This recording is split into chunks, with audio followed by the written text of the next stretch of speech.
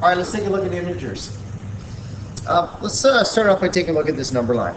What we've got here is we've got a basic number line, and we've got our digits 1, 2, 3, and we have an arrow here. Then that tells us that the number line goes on and on forever. What we know is that any number that is greater than 0, okay? So if we have 0, any number that is greater than 0 is considered to be a positive number. Okay, so moving in this direction, any number that is greater than 0 is considered positive. Well, one of the unique things that we know is that number lines actually go in both directions, and they will go on an infinite amount of time. And numbers that are less than 0 are considered negative numbers.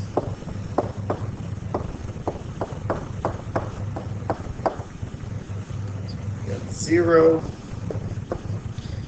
they are less than 0, they are negative numbers. All right. Now, the question is how do we represent these negative numbers? Well, what we do is we put little indicators by them that actually show us that what we're dealing with is in fact a negative number.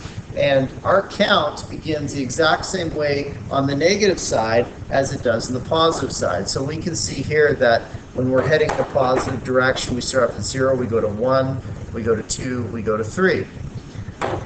On the negative side, we start at 1, except it is negative 1. Then we go to negative 2, and then we go to negative 3, and on and on and on. All right, an important concept to understand is that positive numbers are considered greater than negative numbers. And let me just rewrite that in the order of the number line so that we don't get confused. Okay. So negative numbers are less than positive numbers, and positive numbers are greater than negative numbers. That's an important concept to understand, because what a mistake that a lot of students make is they'll get two numbers and they look something like this. They'll have negative 5, and they'll be comparing that to positive 1. And they look at the digits and they say, well, 5 is larger than 1, so this number must be larger. Well, and that's not the case.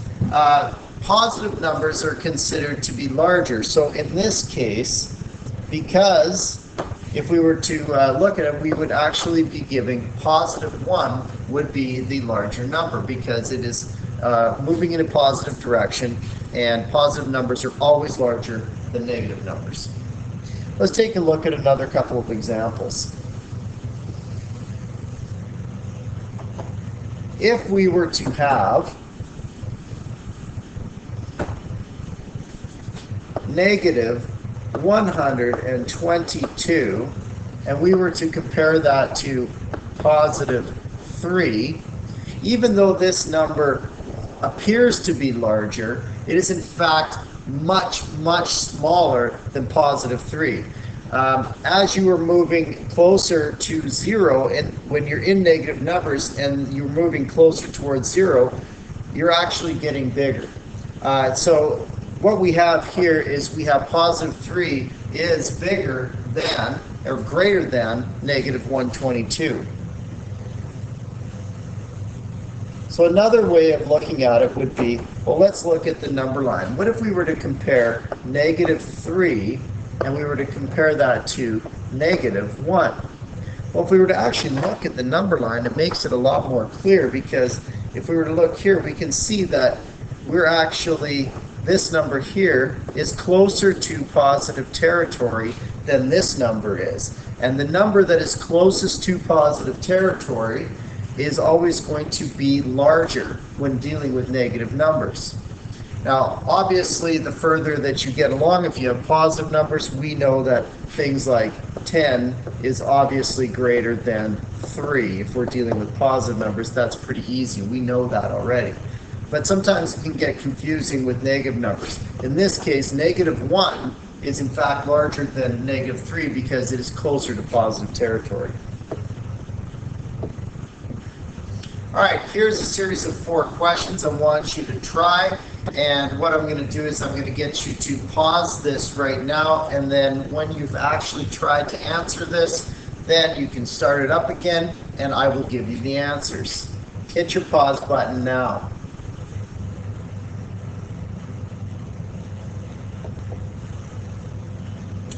All right, let's take a look at the first one. -4 versus -5. Is -4 greater than or less than -5?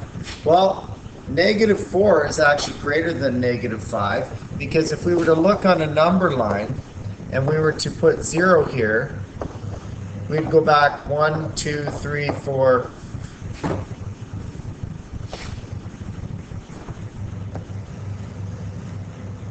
One, 2, 3, 4, 5. This would be -5.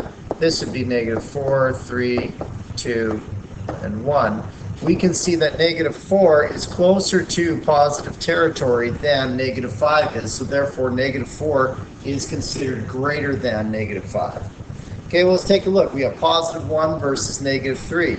Well, if -3 is right here and +1 is right here, we can see that +1 is already in positive territory and -3 is all the way over here. So we can clearly say that +1 is greater than -3. And this one's pretty simple. This is +4. We look at the indicator, and the indicator says that it is +4. Indicators here says it's negative. So positive numbers are always going to trump negative numbers when it comes to greater than or less than. All right, now here's an interesting one. We have -62 and we've got -40. Okay, well, you know what? Let's go back to a simpler one to help us come to our conclusion. Let's go back up here. We've already determined that -4, which even though a 4 looks smaller than a 5, because it is closer to positive territory than 5, then it is in fact larger. So when we look at these two numbers, -62 and -40, what that is actually saying is that -62 is going to be way out here and -40 is going to be way up here, and we would be on our way towards 0 and positive territory. So we know that -40 is actually getting a lot closer to positive territory than -62. So -40 is going to be greater than -62.